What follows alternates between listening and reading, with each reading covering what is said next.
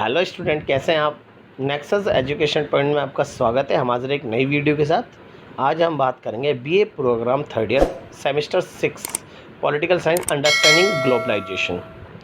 Topic है बहुराष्ट्रीय कंपनियां क्या है, अंतर्राष्ट्रीय स्तर पर बहुराष्ट्रीय कंपनियों की क्या भूमिका रही है। चलिए बात करते हैं कि बहुराष्ट्रीय कंपनियां क्या होती है या बहुराष्ट्रीय निगम क्या होता है। आधुनिक युग में अंतर्राष्ट्रीय व्यापार के विकास तथा व्यापक रूप में पूंजी निवेश के कारण विश्व स्तर पर बहुराष्ट्रीय कंपनियों की भूमिका और क्षेत्रीय सहयोग के साथ विभिन्न क्षेत्रों की समस्याएं उलझी हुई है।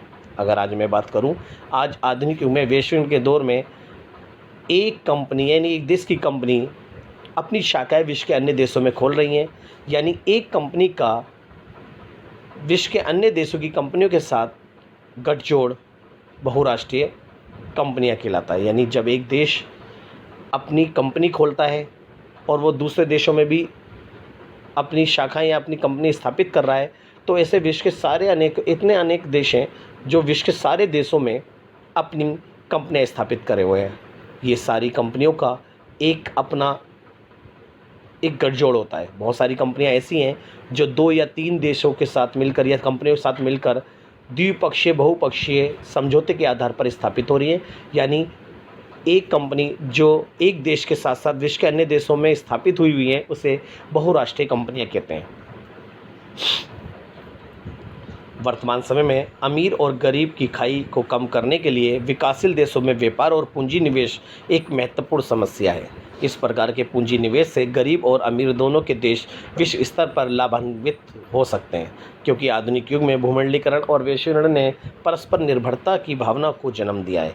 इसी के परिणाम स्वरूप बहुराष्ट्रीय कंपनियों का विभिन्न देशों में आवागमन हो रहा है।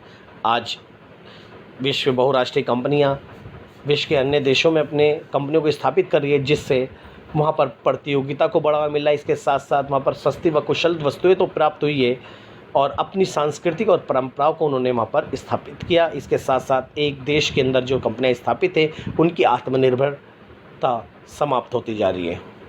तो चलिए आगे देखते हैं। बहुराष्ट्रीय निगम का अर्थ सामान्य शब्दों में, वर्तमान समय में बहुराष्ट्रीय निगमों का बहुत तेज़ी से विस्तार हुआ है, क्योंकि आज वैश्वीकरण के दौर में विश्व के सभी देशों की कंपनियां वो अपने देश के बाहर के देशों में उपनिवेशों में अपनी उद्योग स्थापित कर रही है।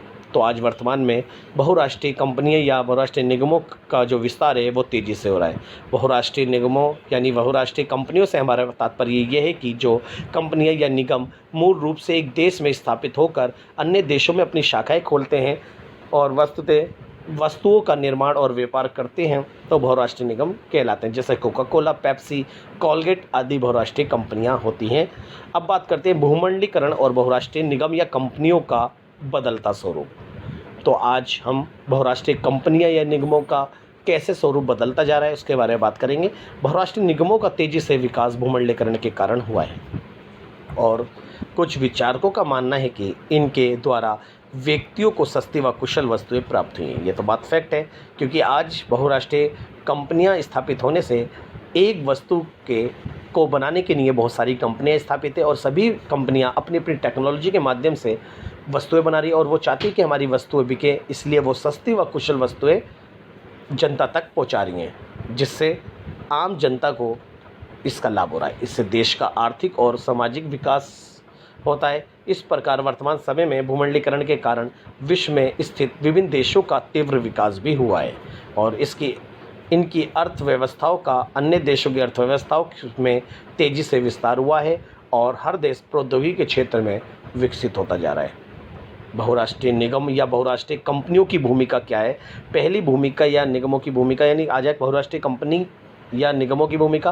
पहली बात तो बहुराष्ट्रीय कंपनियों की वजह से प्रत्येक देश में उच्च तकनीक को विकास हुआ। यानी एक देश दूसरे देश में जब उद्योग स्थापित कर रहा है तो वो अपनी टेक्नोलॉजी भी साथ में ले रहा है, इसलिए उस देश में उच्च तकनीक या प्रौद्योगिकी का विकास हुआ है। दूसरा, वस्तुओं के अनेक विकल्प हो गए। एक वस्तु बनाने में अनेक देशों की कंपनियां स्थापित हुई हैं। जैसे कि सबसे बड़ा एग्जांपल कोलगेट की कंपनी ले लो, कि आज कोलगेट के बनाने के क्षेत्र में विभिन्न देशों की कंपनियां स्थापित हैं। इसलिए हमें अब कोलगेट के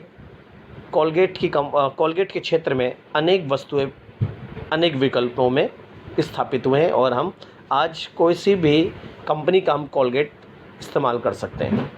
अगर एक कोलगेट पसंद नहीं आता, दूसरा नहीं तीसरा, तो हम वस्तुओं के अनेक विकल्प आना, ये बहुराष्ट्रीय कंपनी की महत्वपूर्ण भूमिका है। फिर देशों का आर्थिक विकास, क्योंकि बहुराष्ट्रीय कंपनियां स्थापित होने से वो उस देश में टैक्स और व्यापार या पूंजी निवेश को बढ़ावा देते हैं और साथ ही साथ में वहाँ पर रोजगार का सृजन भी करते हैं। इससे देश का आर्थिक विकास होता है। बहुराष्ट्रीय कंपनियां निगमों के सस्ती व कुशल वस्तुएं प्राप्त हुई हैं कि बच्चों हर कंपनी अपनी वस्तुएं बना रही है और वो चाहती है कि मेरी वस्तुएं बिके, तो इसलिए वो कोशिश करती है कि वस्तु में लागत कम आए और कुशल वस्तु मिले। इसी आधार पर सस्ती व कुशल वस्तुएं प्राप्त हुई हैं।